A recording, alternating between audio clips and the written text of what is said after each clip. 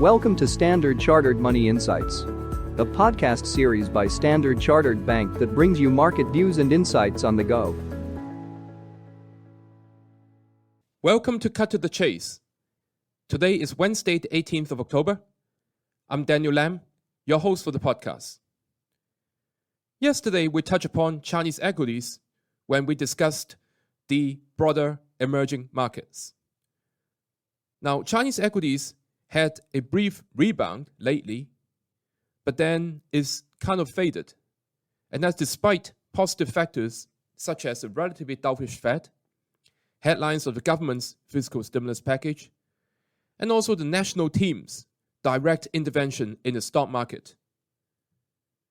We need to see a return of confidence in Chinese equities from global investors in order to see a more sustained rally.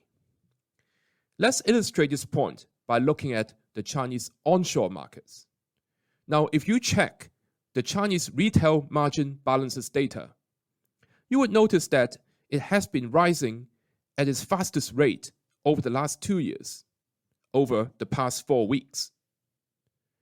Now, historically, this would lead to a rebound in Chinese onshore equities, but that did not happen this time. So why is that? Well, one plausible explanation was the increase in foreign selling. Now, northbound outflow was $20 billion since the start of August, and close to $3 billion this month. So this aggressive foreign selling was an important reason why, despite the improving sentiment from onshore investors, that Chinese equities have continued to trade weak. Now, the natural question for the investors is that, are we there yet?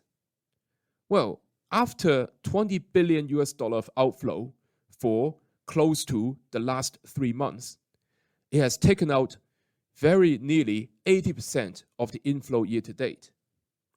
So we could be close to the worst of the sentiment. Investors should watch out for the reaction of Chinese equities today, as key data such as the GDP figure, retail sales, and industrial production would have come out after the production of this podcast. For example, if Chinese equities end up close to or near its high today with good volume, then we may be in for further rebound. But as we well noted in yesterday's podcast, coordinated and large-scale stimulus is most likely the only way to lead to a more sustained rally in Chinese equities. That is all from me for today.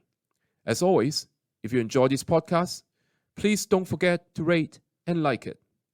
Thanks for listening, and we wish you a happy day ahead.